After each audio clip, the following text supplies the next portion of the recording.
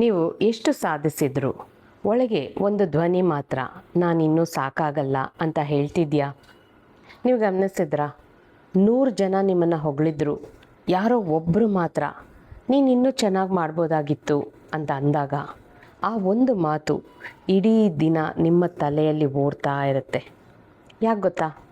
ತುಂಬ ಸಲ ಸಮಸ್ಯೆ ನಿಮ್ಮ ಸಾಮರ್ಥ್ಯದಲ್ಲಿರಲ್ಲ, ನಿಮ್ಮ ಒಳಗಿನ ಆ ಇನ್ನರ್ ಚೈಲ್ಡ್ ನಾನಿನ್ನೂ ಸಾಕು ಅನ್ನೋ ಭಾವನೆ ಅದಕ್ಕೆ ಸಿಕ್ಕಿಲ್ಲ. ನಮಸ್ಕಾರ ಸ್ನೇಹಿತರೆ, ನಾನು ತ್ರಿವೇಣಿ. ನಾನು inner stability coach. Inner emotional stability ಬಗ್ಗೆ ಮಾತಾಡ್ತಾ ಇರ್ತೀನಿ. Stress, anxiety, over thinking, relationship problem, ಇದೆಲ್ಲದರ ಹಿಂದೆ ಇರುವಂಥ ನಮ್ಮ ಒಳಗಿರುವ ಭಾವನೆಗಳನ್ನು ಅರ್ಥ ಮಾಡಿಕೊಂಡು ಸೈಂಟಿಫಿಕ್ ಮತ್ತು ಸ್ಪಿರಿಚುವಲ್ ಟೂಲ್ಸ್ನ ಮೂಲಕ ಎವ್ರಿಡೇ ಲೈಫ್ನಲ್ಲಿ ಹೇಗೆ ಬದಲಾವಣೆ ತರ್ಬೋದು ಅನ್ನೋದನ್ನು ನಾನಿಲ್ಲಿ ಶೇರ್ ಮಾಡ್ತೀನಿ.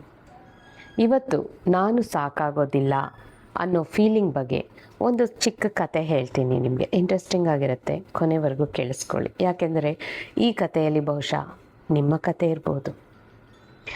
ಒಂದು ಊರಲ್ಲಿ ಒಬ್ಬ ಕಲ್ಲು ಹೊಡೆಯೋ ವ್ಯಕ್ತಿ ಇರ್ತಾನೆ. ಅವನಿಗೆ ಅವನು ಮಾಡ್ತಾ ಇರೋ ಕೆಲಸ ತುಂಬ ಇಷ್ಟ ಆಗ್ತಾ ಇರುತ್ತೆ. ಪ್ರತಿದಿನ ಬೆಳಗ್ಗೆ ಎದ್ದು ಕಲ್ಲು ಹೊಡಿತಾ ಸಂತೋಷವಾಗಿ ಜೀವನ ನಡೆಸ್ತಿರ್ತಾನೆ. ಒಂದಿನ ಅವನು ರಾಜನ ನೋಡ್ತಾನೆ. ರಾಜನ ಜೊತೆ ರಾಣಿ, ಸೈನಿಕರು, ದೊಡ್ಡ ದೊಡ್ಡ ಜನರು ಇದೆಲ್ಲ ನೋಡ್ತಾನೆ. ಎಲ್ಲರೂ ರಾಜನಿಗೆ ಗೌರವ ಕೊಡೋದನ್ನು ನೋಡ್ತಾ ಇರ್ತಾನೆ. ಅವನ ಮನಸ್ಸಿನಲ್ಲಿ ಒಂದು ಯೋಚನೆ ಬರುತ್ತೆ, ನನ್ನ ಜೀವನ ಎಷ್ಟು ಸಣ್ಣದು, ನಾನು ರಾಜನಾಗಿದ್ದರೆ ಎಷ್ಟು ಚೆನ್ನಾಗಿರ್ತಿತ್ತು ಅನ್ನೋ ಆಸೆ ಅವನಿಗೆ ಬರುತ್ತೆ. ದೇವರು ಅವನ ಆಸೆಗೆ ತಥಾಸ್ತು ಅಂತಾರೆ. ಅವನು ರಾಜನಾಗ್ತಾನೆ.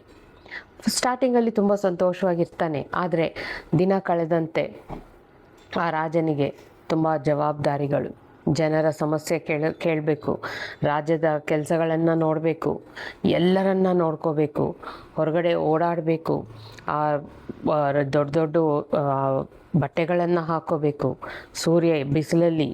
ಆವಾಗ ಅವನಿಗೆ ಅನಿಸುತ್ತೆ, ರಾಜ ಆಗಿರೋದು ನಾನು ಅಂದ್ಕೊಂಡಷ್ಟು ಸುಲಭವಾದ ಕೆಲಸ ಅಲ್ಲ. ಆ ಸೂರ್ಯನೇ ಎಷ್ಟು ಶಕ್ತಿಶಾಲಿ, ನನ್ನನ್ನು ಮೀರಿದ ಶಕ್ತಿ ಅವನಿಗಿದೆ ಅಂತ. ನಾನು ಸೂರ್ಯನಾಗಿದ್ದರೆ ಅಂತ ಅನಿಸುತ್ತೆ. ಮತ್ತೆ ದೇವರು ತಥಾಸ್ತು ಅಂತಾರೆ. ಅವನು ಸೂರ್ಯ ಆಗಿಬಿಡ್ತಾನೆ. ಆದರೆ ಸೂರ್ಯ ಆಗಿ ಅವನೇನು ಮಾಡ್ತಾನೆ, ಅವನು ಮೋಡವಾಗಿ ಮಳೆ ಸುರಿಸ್ಕೊಂಡು ಚೆನ್ನಾಗಿ ಖುಷಿಯಾಗಿರ್ತಾನೆ. ಸ್ವಲ್ಪ ಸಮಯದ ನಂತರ ಗಾಳಿ ಬರುತ್ತೆ. ಗಾಳಿ ಜೋರಾಗಿ ಬೀಸಿ ಆ ಮೋಡ ದೂರಕ್ಕೆ ತಳ್ಕೊಂಡು ಹೋಗ್ಬಿಡುತ್ತೆ. ಮತ್ತು ಅದೇ ಫೀಲಿಂಗ್ ಬರುತ್ತೆ ಅವನಿಗೆ, ಅಯ್ಯೋ ಈ ಗಾಳಿನೇ ನನಗಿಂತ ಶಕ್ತಿಶಾಲಿ ಆಗಿದೆಯಲ್ಲ, ಮತ್ತು ನಾನು ಗಾಳಿ ಆಗಿದ್ದರೆ ಅಂತ ಅನಿಸುತ್ತೆ. ಗಾಳಿ ಆಗ್ತಾ ಹೀಗೆ ಹಾಗೆ ಅಲ್ಲಾಡ್ತಾ ಇಲ್ಲ ಅಂತ. ಆಗ ಅವನಿಗೆ ಮತ್ತೆ ಅನಿಸುತ್ತೆ, ನಾನು ಗಾಳಿ ಆಗಿದ್ರೂ ಸಾಕಾಗ್ತಾ ಇಲ್ಲ, ಹಾಗಾದರೆ ಮತ್ತೆ ನಾನೀಗ ಕಲ್ಲಾಗಬೇಕು ಅಂತ ಅನಿಸುತ್ತೆ. ಕೊನೆಗೆ ಅವನು ಮತ್ತೆ ಕಲ್ಲಾದ. ಅಷ್ಟರಲ್ಲಿ ಅವನಿಗೆ ಒಂದು ಸತ್ಯ ಅರ್ಥ ಆಯಿತು, ನಾನು ಮೊದಲಿನಿಂದಲೂ ಕಲ್ಲು ಹೊಡೆಯೋ ವ್ಯಕ್ತಿ ಆಗಿದ್ದೆ ಅಲ್ವಾ, ಆಗ ನನ್ನ ಜೀವನದಲ್ಲಿ ಎಷ್ಟು ಸಂತೋಷ ಇತ್ತು. ಸೊ ಇದರಿಂದ ಏನು ಅರ್ಥ ಆಯಿತು ನಿಮಗೆ? ಈ ಕತೆ ಕೇವಲ ಕಲ್ಲು ಹೊಡೆಯೋನ ಕತೆ ಅಲ್ಲ, ಇದು ನಮ್ಮ ಕತೆ ಅಲ್ವಾ. ನಾವು ಕೂಡ ಹೀಗೆ ಮಾಡ್ತೀವಿ ಅಲ್ವಾ. ಅವಳಿಗೆ ನನಗಿಂತ ಒಳ್ಳೆ ಜೀವನ ಇದೆ, ಅವನಿಗೆ ನನಗಿಂತ ಹೆಚ್ಚು ಹಣ ಇದೆ, ಅವಳ ಮ್ಯಾರೇಜ್ ಪರ್ಫೆಕ್ಟ್ ಆಗಿದೆ, ಅವನು ನನಗಿಂತ ಸಕ್ಸಸ್ಫುಲ್ ಆಗಿದ್ದಾನೆ, ನಾನು ಇನ್ನೂ ಚೆನ್ನಾಗಿ ಕಾಣಿಸ್ಬೇಕು, ನಾನು ಇನ್ನೂ ಜಾಸ್ತಿ ಹಣ ದುಡಿಬೇಕು, ನಾನು ಇನ್ನೂ ಏನೋ ಪ್ರೂವ್ ಮಾಡಬೇಕು, ಹೀಗೆಲ್ಲ ಅನ್ಸುತ್ತಲ್ವ. ಒಂದು ಅಚೀವ್ಮೆಂಟ್ ಬಂದಿದ ತಕ್ಷಣ ಮತ್ತೊಂದು ಬೇಕು, ಒಂದು ಅಪ್ರೂವಲ್ ಸಿಕ್ಕಿದ್ದ ಕೂಡಲೇ ಮತ್ತೊಂದು ಅಪ್ರೂವಲ್ ಬೇಕು. ಆಮೇಲೆ ನಮ್ಮ ಮನಸ್ಸು ಹೇಳುತ್ತೆ, ಇದು ಸಾಕಾಗಲ್ಲ ಅಂತ.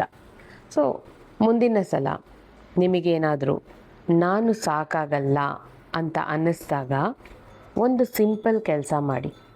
ಕಣ್ಣು ಮುಚ್ಕೊಳ್ಳಿ, ನಿಮ್ಮ ಚಿಕ್ಕ ವಯಸ್ಸಿನ ನಿಮ್ಮನ್ನೇ ಇಮ್ಯಾಜಿನ್ ಮಾಡ್ಕೊಳ್ಳಿ. ನಿಮ್ಮ ಬಾಲ್ಯದ ಆ ಮಗುವಿಗೆ ನೀವು ಹೇಳಿ, ನೀನು ಇನ್ನೂ ಏನನ್ನೂ ಪ್ರೂವ್ ಮಾಡಬೇಕಾಗಿಲ್ಲ, ನೀನು ಪರ್ಫೆಕ್ಟಾಗಿರಬೇಕಾಗಿಲ್ಲ, ನೀನು ಗೆದ್ದಾಗ ಮಾತ್ರ ನಾನು ನಿನ್ನನ್ನು ಪ್ರೀತಿಸೋದಿಲ್ಲ, ನೀನು ಹೇಗಿದೆಯೋ ಹಾಗೇ ಸಾಕು, ನಾನು ನಿನ್ನನ್ನು ಪ್ರೀತಿಸ್ತೀನಿ ಅಂತ ಹೇಳಿಕೊಂಡು ಒಂದು ಡೀಪ್ ಬ್ರೆತ್ ತಗೊಂಡು ಬಿಡಿ. ಮತ್ತು ನಿಮ್ಮನ್ನು ನೀವೇ ಒಂದು ಪ್ರಶ್ನೆ ಕೇಳಿ, ನಾನೀಗ ಮಾಡ್ತಾ ಇರೋದು ನನಗೆ ನಿಜವಾಗ್ಲೂ ಬೇಕಾ, ಅಥವಾ ನಾನು ಯಾರಿಗಾದರೂ ನಾನು ಸಾಕು ಅಂತ ಪ್ರೂವ್ ಮಾಡಬೇಕಾಗಿದೆಯಾ ಅಂತ. ಈ ಒಂದು ಪ್ರಶ್ನೆ ನಿಮ್ಮ ಥಿಂಕಿಂಗ್ ಪ್ಯಾಟರ್ನನ್ನೇ ಬದಲಾಯಿಸ್ಬೋದು ಸ್ನೇಹಿತರೆ. ನಮ್ಮ ಜೀವನದಲ್ಲಿ ಇನ್ನೂ ಏನಾದರೂ ಬೇಕು ಅಂತ ಬಯಸೋದು ತಪ್ಪಲ್ಲ. ಹಣ ಬೇಕು, ಸಕ್ಸಸ್ ಬೇಕು, ನಮಗೆ ಒಳ್ಳೆ ರಿಲೇಷನ್ಶಿಪ್ಸ್ ಬೇಕು, ಗ್ರೋತ್ ಬೇಕು ಜೀವನದಲ್ಲಿ, ಇದೆಲ್ಲವೂ ಇರ್ಬೋದು ನಮ್ಮ ಮನಸ್ಸಿನಲ್ಲಿ. ಆದರೆ ಇದು ಸಿಕ್ಕಾಗ ಮಾತ್ರ ನಾನು ಕಂಪ್ಲೀಟ್ ಆಗಿರ್ತೀನಿ ಅನ್ನುವಂಥ ಆ ಮೈಂಡ್ ಸೆಟ್ ಇದೆಯಲ್ಲ, ಅದನ್ನು ಬದಲಾಯಿಸ್ಕೋಬೇಕು ನೀವು. ಗ್ರೋತ್ ಬೇಕು ನಮಗೆ, ಆದರೆ ಸೆಲ್ಫ್ ರಿಜೆಕ್ಷನ್ ಮೂಲಕ ಅಲ್ಲ ಅಲ್ವಾ. ಸೊ ಈ ವಿಡಿಯೋ ಕೇಳಿದ ಮೇಲೆ ನಿಮಗೆ ಈ ಮಾಹಿತಿ ಯಾರಿಗಾದರೂ ಅವ್ರಿಗೆ ಕರೆಕ್ಟಾಗಿರುತ್ತೆ ಅಂತ ವ್ಯಕ್ತಿ ನೆನಪಾದರೆ ಇದನ್ನು ಅವರಿಗೆ ಶೇರ್ ಮಾಡಿ. ನೀನು ಸಾಕಾಗಿದೆಯಾ ಅಂತ ಹೇಳದೇ ಇದ್ರೂ ಈ ವಿಡಿಯೋ ಅವರಿಗೆ ತಲುಪಬಹುದು. ಮತ್ತು ಈ ವಿಡಿಯೋ ನಿಮಗೆ ಬೇಕಾಗಿದೆ ಅಂತ ಅನಿಸಿದರೆ ಇದನ್ನು ಸೇವ್ ಮಾಡ್ಕೊಳ್ಳಿ. ಮುಂದಿನ ಸಲ ನಿಮಗೆ ನಾನು ಸಾಕಾಗೋದಿಲ್ಲ ಅಂತ ಅನ್ನಿಸ್ದಾಗ ಮತ್ತೆ ಕೇಳಿಸ್ಕೊಳ್ಳಿ. ಹಾಗೆ ನಮ್ಮ ಚಾನೆಲ್ನ ಇನ್ನೂ ಸ್ಥೈರ್ಯ ಕನ್ನಡನ ಇನ್ನೂ ಸಬ್ಸ್ಕ್ರೈಬ್ ಮಾಡಿಲ್ಲ ಅಂದರೆ ಈಗಲೇ ಸಬ್ಸ್ಕ್ರೈಬ್ ಮಾಡಿ. ಮತ್ತು ನೀವು ನಿಮ್ಮ ಬಾಲ್ಯದ ಕೆಲವು ನೋವುಗಳನ್ನು, ರಿಜೆಕ್ಷನ್, ಕಂಪ್ಯಾರಿಸನ್, ಅಬ್ಯಾಂಡನ್ಮೆಂಟ್ ಅಥವಾ ನಾನು ಸಾಕಾಗೋದಿಲ್ಲ ಅನ್ನೋ ಫೀಲಿಂಗನ್ನು ಇನ್ನೂ ಕ್ಯಾರಿ ಮಾಡ್ತಾ ಇದ್ದಲ್ಲಿ ನಾನು ನಿಮಗೋಸ್ಕರ 2 days ಫ್ರೀ ವರ್ಕ್ಶಾಪ್ ಮಾಡ್ತಾಯಿದ್ದೀನಿ, ಹೀಲ್ ಯುವರ್ ಇನ್ನರ್ ಚೈಲ್ಡ್ ಅಂತ.